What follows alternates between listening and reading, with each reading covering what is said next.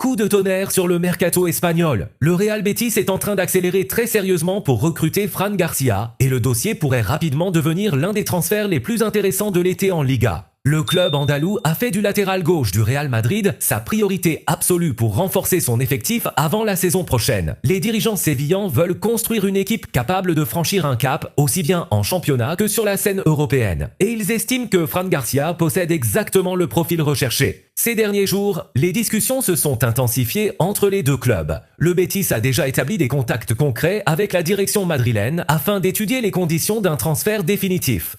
Du côté du Real Madrid, la porte n'est pas fermée. Le joueur ne figure plus parmi les éléments considérés comme indispensables, ce qui ouvre naturellement la voie à un départ cet été. Pour convaincre les Mérengues, le Betis sait déjà à quoi s'attendre. Le Real Madrid aurait fixé le prix du défenseur autour des 10 millions d'euros. Une somme jugée raisonnable par les dirigeants andalous, surtout après l'échec d'autres pistes étudiées pour renforcer le couloir gauche. Mais si le montant du transfert ne semble pas être un obstacle majeur, le véritable défi se trouve ailleurs. Le salaire du joueur représente aujourd'hui le principal point de blocage. Fran Garcia perçoit actuellement des revenus supérieurs à la grille salariale habituelle du Betis. Les négociations se concentrent donc désormais sur la recherche d'un accord capable de satisfaire toutes les parties. Pour séduire le défenseur espagnol, le discours du Betis est très clair. À Séville, Fran Garcia ne serait pas un simple joueur de rotation. Il deviendrait l'un des hommes forts du projet, avec une place de titulaire quasiment garantie et un temps de jeu beaucoup plus important que celui dont il dispose actuellement à Madrid. Et ce n'est pas tout. Lors des échanges entre les deux clubs, le Betis aurait également profité de l'occasion pour se renseigner sur un autre talent madrilène, Gonzalo Garcia. L'attaquant formé à la Fabrica plaît énormément aux recruteurs andalous grâce à son profil complet et à son énorme potentiel. Cependant, cette opération paraît beaucoup plus compliquée. Le Real Madrid considère son jeune buteur comme un joueur d'avenir et ne souhaite pas le laisser partir facilement. Les exigences financières seraient très élevées, avec une valorisation dépassant les 30 à 35 millions d'euros, sans compter la volonté du club madrilène